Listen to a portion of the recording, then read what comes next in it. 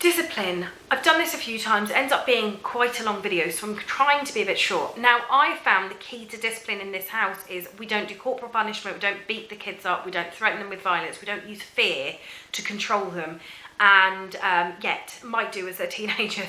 May eat my words. But no, I'm kidding.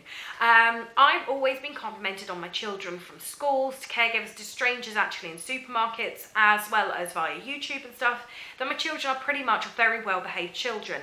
And I think the main thing is that they understand that there are consequences to their actions, and I don't mean like beating them up. Also, what works for one child is not necessarily going to work for the other. Now, the boundaries of behaviour are all the same for all three children, but the consequences for them misbehaving is different to each child, because what works on one child won't necessarily work on the other. And the other thing I will say is that I do not hold my children to a standard that I don't hold myself. I don't expect them to be perfect at all the time. They know that they are allowed to be frankly unreasonable some days. They're allowed to. They're allowed to be angry. They're allowed to be stroppy. They're allowed to be grumpy. They are human beings and they are allowed to behave like human beings. And I have no problem with that. However, they have to know when to pack it in. They have to know to apologise, and they have to know how to control themselves.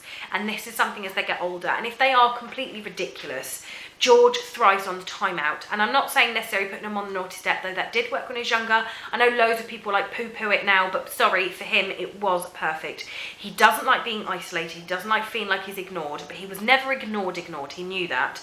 But he needs the time to go out and process his anger or whatever, because he is a bit of a hothead like his father. He will go, crazy person, and he needs that time for himself, and he still does that now. But now he's older, he will take himself away when he's stressed out. He's like, do you know what, I just need a minute to myself.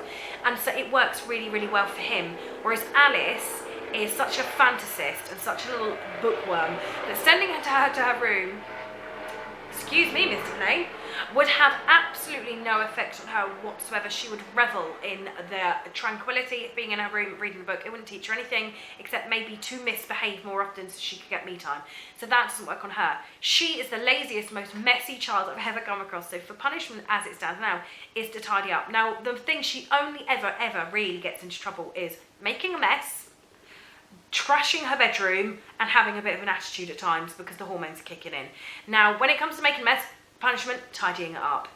Trash in her room, punishment, tidying it up. She will punish herself much more than I ever would, because what would take me 10 minutes can take her 5 hours, not even kidding, because she's so busy stropping because she's being made to tidy up her own room that she punishes herself. I don't have to do anything. Attitude, however, she will be asked to sweep the floors, steam mop, clean the sink in the downstairs toilet, basin, sorry, my husband goes, the basin, not sink, or something like that, because that is punishment. Maybe clearing up the garden or weeding or something like that, because that's something she absolutely hates, whereas George is like, yay, weeding. They're both weird in their own way. With Edith, I would love other people's tips. I really would, because she has, for anyone that doesn't know, global developmental delay and autistic traits. I think she's autistic, but she can make eye contact and she can be sociable in a weird way.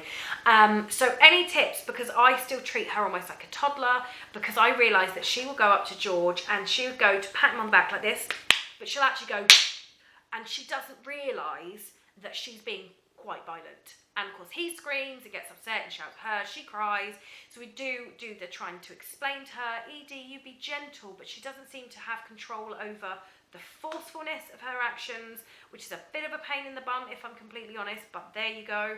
So if anyone's got any tips for a child that has limited understanding and stuff, please put them below. I'd be incredibly grateful. But also, what do you think? What do you do? Do you have a different discipline action for each child? Are you one of these people that thinks a smack every now and then is actually needed? Are you very anti-shouting, anti-physical anything? Do you think that time out and naughty steps are horrible? Am I an awful, evil mummy? I know I got stick once for putting them in a get-along shirt. One time, I've never needed to do it since. I just said, do you want me to do a get-along shirt? No, we're really sorry. And they hug each other and make up. So, let me know what you think below. Give us a thumb up if you like it, because I've never ever asked anyone to thumbs up before, but I just realised it sounds dirty. Thumb me. No, sorry. I'm going now. I'm going to go. And I hope you're having a great week. Bye.